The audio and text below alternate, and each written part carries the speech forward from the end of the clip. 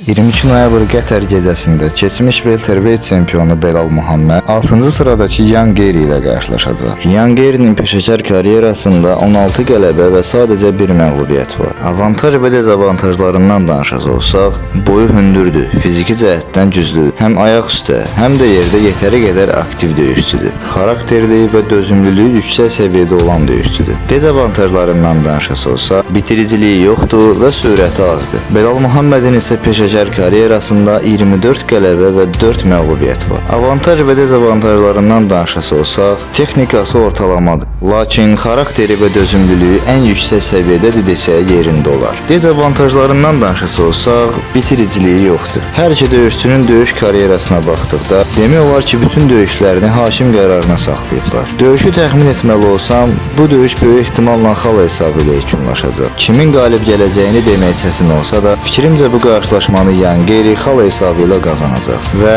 təbii ki, bu bir döyüşdür, nəticə hər zaman dəyişkən ola bilər. Odur ki, sağlıqla qalın.